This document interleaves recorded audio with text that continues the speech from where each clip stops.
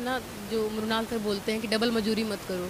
तो अगर आप 2 लोग साथ में पढ़ रहे हो, तो जो टॉपिक उन्होंने अच्छे से तैयार कर लिया है, उनके नोट्स बना लिए हैं, तो आप उन पे इतनी मेहनत मत करो। उनके नोट्स से आप पढ़ लो, आपको लगे आपको फिर से बनाने हैं, तो आप उसी नोट्स को अपना बना लो। आप खुद से कंटेंट नहीं ढूँढ रहे हो, ये बहुत हेल्प हो जाती है। आप डिस्कस कर रहे हो साथ में, उसी चीज़ को रिवाइज़ करो तो रिवीजन हो रहा है इससे। पॉइंट हमारा यही था और इसीलिए हमारा सिलेक्शन भी हुआ है दोनों का। कुछ चीज़ें ऐसी चीज़ें होती होंगी कि जिस तरह से अगर आपको नहीं पता रहता था तो बहन से पूछ लेते थे, या बहन को अगर कुछ चीज़ें नहीं पता रहता था, ये सब चीज़ होता था। ये ज़रूर होता था। ये था जब आप पढ़ रहे हैं साथ में, तो ये चीज़ें। 8वां रैंक है।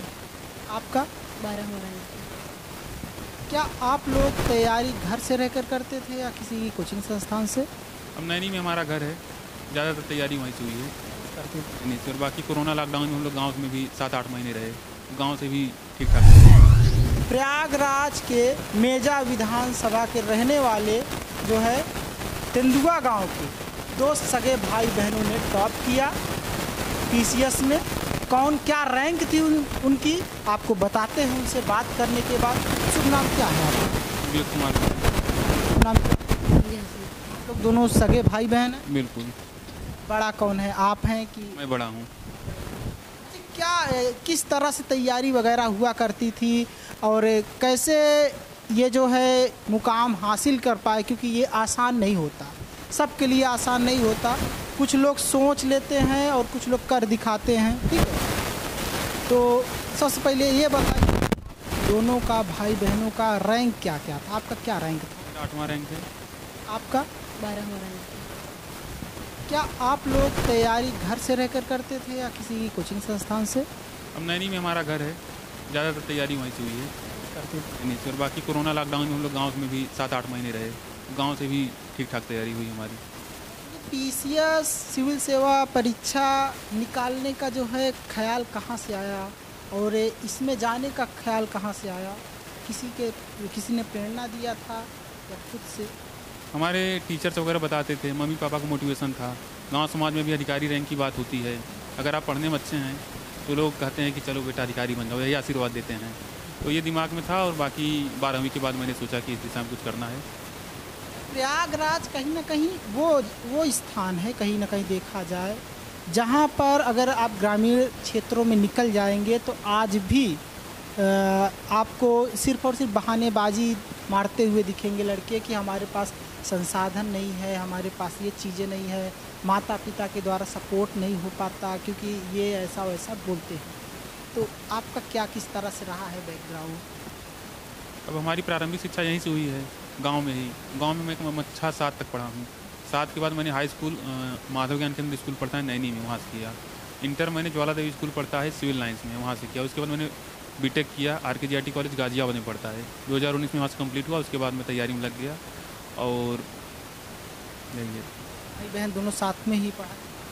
बस सबसे बड़ा स्ट्रांग पॉइंट हमारा यही था और इसीलिए हमारा सिलेक्शन भी हुआ है दोनों का। कुछ चीज़ें ऐसी चीज़ें होती होंगी कि जिस तरह से अगर आपको नहीं पता रहता था तो बहन से पूछ लेते थे, या बहन को अगर कुछ चीज़ें नहीं पता रहता था, ये सब चीज़ होता था। ये ज़रूर होता था। ये था जब आप पढ़ रहे हैं साथ में, तो ये चीज़ें नॉर्मल हैं। इसका फ़ायदा किस तरह से ले सकता है कोई भी स्टूडेंट? जैसे भाई बहन दोनों पढ़ रहे हैं, उनको क्या सलाह देना चाहेंगी कि कहते हैं आप इस तरह से आप इसका प्रॉफिट ले सकते हैं? अगर दोनों भाई बहन साथ में पढ़ रहे हैं या पढ़ते होंगे तो किस तरह से जो है ज्ञान साझा कर सकते हैं एक दूसरे का, उनको बताइए। ये है ना, जो मृणाल सर बोलते हैं कि डबल मजूरी मत करो। तो अगर आप 2 लोग साथ में पढ़ रहे हो, तो जो टॉपिक उन्होंने अच्छे से तैयार कर लिया है, उनके नोट्स बना लिए हैं, तो आप उन पे इतनी मेहनत मत करो। उनके नोट्स से आप पढ़ लो, आपको लगे आपको फिर से बनाने हैं, तो आप उसी नोट्स को अपना बना लो। आप खुद से कंटेंट नहीं ढूंढ रहे हो, ये बहुत हेल्प हो जाती है। आप डिस्कस कर रहे हो साथ में, उसी चीज़ को रिवाइज़ करो तो रिवीजन हो रहा है इससे। तो ये चीज़ है। बताइए क्या कहते हैं, ये कौन से कितने बार में हुआ है आप लोगों का? इससे पहले भी आप लोगों ने पीसीएस या यूपीएससी का एग्ज़ाम दिया है? मैंने यूपीएससी का दिया था पिछली बार, तो उसमें मेरा प्री नहीं हुआ था। इस बार दिया है, मेंस अभी दिया है, अभी जो ख़त्म हुआ है मेंस यूपीएससी का, वो मैंने दिया है।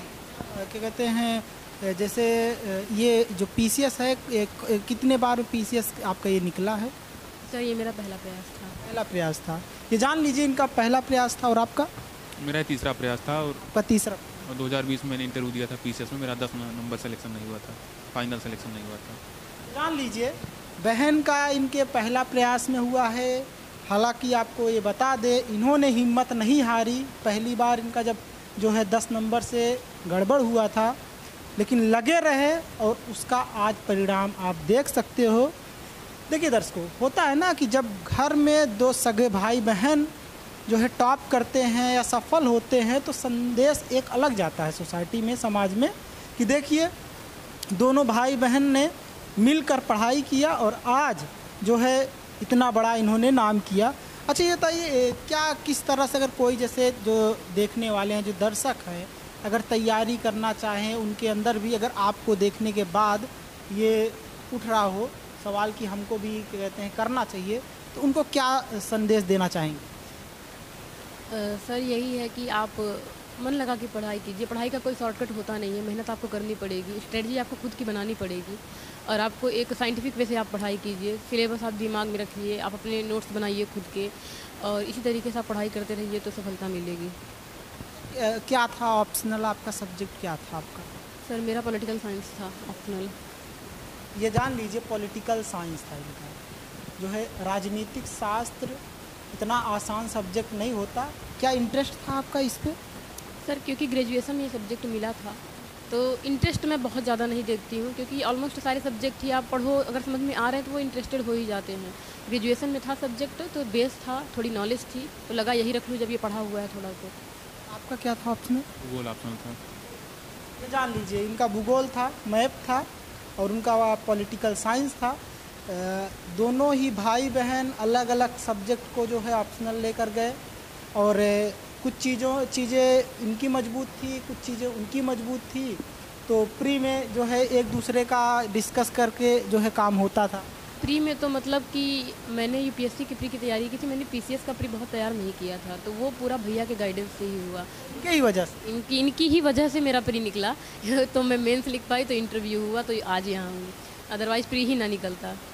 जान लीजिए इन्होंने पहले भी एग्ज़ाम दिया था और इनको पता था कि इस तरह से क्वेश्चन पूछे जाते हैं, यहाँ से क्वेश्चन आता है, और यही सलाह जब ये जान रहे थे तो बहन को बताए और बहन भाई ने आज ये सफलता ले लिया है।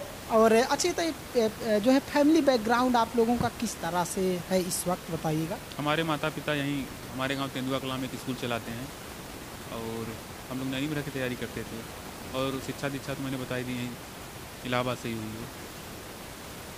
कहते हैं पिताजी भी ऑलरेडी क्या कहते हैं जो है मतलब बैकग्राउंड फैमिली की पहले से ही एजुकेटेड थी। मैं ही मतलब स्कूल तो हमने लगभग 4-5 साल पहले शुरू किया है, लेकिन हमारे परिवार में जो है शिक्षा के प्रति जो जागरूकता होती है वो बहुत ज़्यादा थी और हमेशा मम्मी पापा के अंदर मोटिवेशन था कि हमें अपने बच्चों को अच्छे से पढ़ाना है। हमारी पढ़ाई उनकी पहली प्राथमिकता थी, बाकी सब चीज़ें उनकी अलग प्राथमिकताएँ थी। इसलिए हमारे जिस प्रयागराज में हम लोग रहते हैं उस प्रयागराज के ग्रामीण एरिया में अगर देखा जाए तो ऐसे ऐसे माता पिता हैं जब बच्चों को 12th तक पढ़ाने के बाद शादी कर देते हैं, ठीक है, और आपके माता पिता ने किस तरह से इसको डील किया, किस तरह से आपके अंदर की गुणवत्ता को उन्होंने पहचाना, आपके टैलेंट को पहचाना, क्या था पिताजी और माताजी का सपोर्ट कैसा था? उन्हीं का सपोर्ट सबसे ज़्यादा था, क्योंकि एक अगर हम लोग गांव में ही पढ़े होते या हमारी सोच उतनी लेवल की ना होती शायद हम शिक्षा के बारे में सोचते भी ना, लेकिन उन्होंने बचपन से ही वो है ना पढ़ाई को प्राथमिकता दी, क्योंकि कई बार आर्थिक कंडीशन बहुत ज़्यादा ख़राब रहती थी लेकिन उसके बावजूद पढ़ाई कभी नहीं छोड़ी। मतलब अगर कोई भी कंडीशन, अगर लोन तक लेना पड़े, खेत तक बेचना पड़े तो वो कर देंगे, लेकिन पढ़ाई चलती रहनी चाहिए। तो पढ़ाई उनकी प्राथमिकता थी, क्योंकि वो इतना ज़्यादा करते थे तो हमारे अंदर भी एक जिम्मेदारी का एहसास था कि वो कर रहे हैं तो हमें भी कुछ करके दिखाना है, उनके सपनों पर खरा उतरना है। तो ये उनको क्या मैसेज देना चाहेंगी जो अपनी बेटियों को जो है पढ़ाना नहीं समझते, पढ़ाते नहीं, या फिर उनकी जल्दी से शादी कर देते हैं, 12th भी नहीं कंप्लीट करवा पाती, उनको क्या मैसेज है? क्योंकि आप एक बेटी हैं और बेटियों को हम मानते हैं कि आपके माता पिता ने तो आपका गुणवत्ता पहचाना, आपके अंदर के टैलेंट को पहचाना। अगर हर माता पिता चाहे तो पहचान सकता है, जान सकता है, तो उनको क्या मैसेज देना चाहेंगी कि आप भी अपनी बेटी के साथ किस तरह से बिहेव कर सकते हैं? सर यही कहूँगी कि आप अपनी सोच थोड़ा अच्छी रखिए। आप अगर इतनी संकुचित सोच के हो जाएंगे और आप ये सोचेंगे कि बेटी है एक बोझ है, फिर दहेज दे के शादी दे के जल्दी शादी करके उसको आप विदा कर दे रहे हैं, तो ये अब आप एक बेवकूफ़ी भरा फैसला ले रहे हैं अपने जीवन में। मैं इसे ये कहूँगी, आप मेहनत कीजिए, आपको उसकी शादी की चिंता करने की ज़रूरत पड़ेगी ही नहीं। वो अपने पैर पर, वो अपने बल पर इतना वो स्ट्रांग बन जाएगी ना कि फिर वो आपको गर्व का अनुभव कराएगी। तो शिक्षा सबसे बड़ा इन्वेस्टमेंट है और आप इस पर इन्वेस्ट कीजिए। बिल्कुल आपको नहीं भेद करना चाहिए बेटे बेटियों में। लोग ऐसे कहते हैं कि नहीं, हम जितना पैसे में खर्च, जितना इनकी पढ़ाई में खर्च करेंगे उतना उनके जो है शादी में खर्च कर देंगे। कुछ लोगों का ऐसी मानसिकता होती है हमारे ग्रामीण क्षेत्र में जहाँ से हम लोग आते हैं, तो उनको क्या मैसेज है? सर यही मैसेज है कि अपनी सोच को आप थोड़ा व्यापक बनाइए और संकुचित सोच ना, इससे आपको कुछ भी नहीं हासिल होगा। आपकी बेटी भी हो सकता है कल को सुखी ना रहे, आप भी सुखी नहीं, क्योंकि वो अगर सुखी नहीं तो आप भी सुखी नहीं रह सकते हैं। और आप उनको चांस दीजिए, आप उनको पढ़ाइए, आप देखिए, उन पर थोड़ा भरोसा कीजिए, आप तो वो कुछ करके दिखाएंगे। कहाँ तक पढ़ाई हुआ है आपका अभी तक? बीए किया है सर इलाहाबाद यूनिवर्सिटी से। यूनिवर्सिटी से बीए किए हैं, बस उसके बाद आगे नहीं? नहीं, उसके आगे नहीं पढ़ा। ये आगे तो सफलता मिल गया, अब आगे का क्या प्लान है? पीसीएस निकल गया, क्या यूपीएससी के तरफ भी नज़रें टिकी हुई हैं? सर यूपीएससी ही मेरा मेन टारगेट था, क्योंकि पीसीएस का प्री निकल गया था भैया की वजह से, तो कि फिर ये निकला तो मेंस भी दिया, इंटरव्यू भी दिया, जो आगे का प्रोसेस पूरा होता है। अदरवाइज यूपीएससी मेन फोकस में रहता है। मेंस दिया है इस बार, देखते हैं आगे क्या होता है।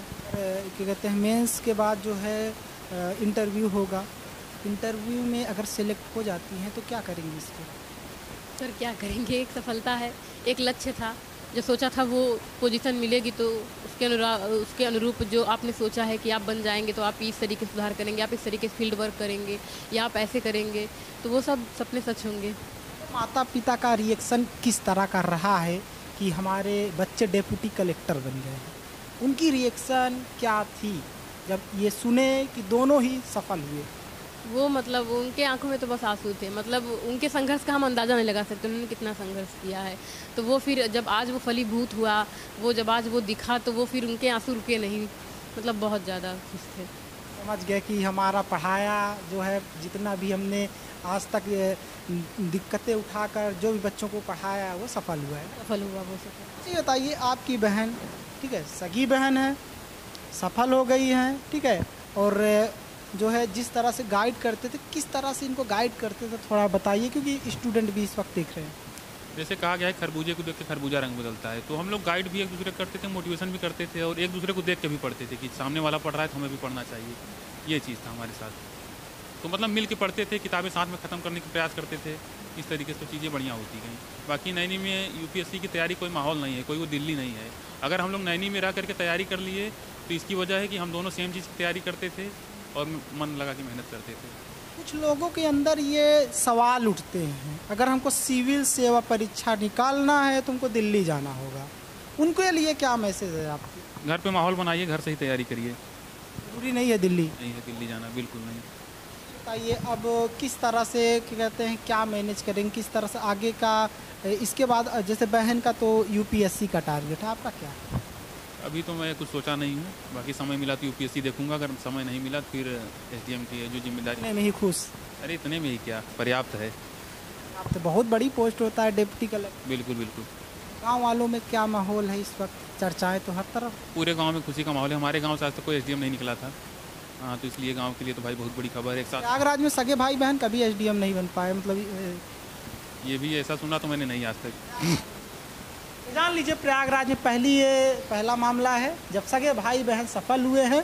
और ये जो है बहन जो है ना, सगे भाई बहन, ये जान लीजिए बेटियों को अपने यहाँ क्या होता है, ग्रामीण क्षेत्रों में बेटियों की जल्दी से शादी कर दिया जाता है, उनको पढ़ाया नहीं जाता। सीधा मैसेज उनको यही है कि इनको देखिए, माता पिता ने इन पर भी पैसा लगाया, बहुत पैसा खर्च किया, लेकिन आज वो बेटी नाम कर रही है, समझ रहे हैं? तो आप अपनी भी बेटियों को पढ़ाइए, पढ़ाई पर उनके ध्यान दीजिए, क्योंकि जो पढ़ाई में जो आप पैसा लगाएंगे, जो इन्वेस्ट होगा, वो कभी बेकार नहीं जाएगा। बहुत बहुत धन्यवाद आपका हमसे जुड़ने के लिए।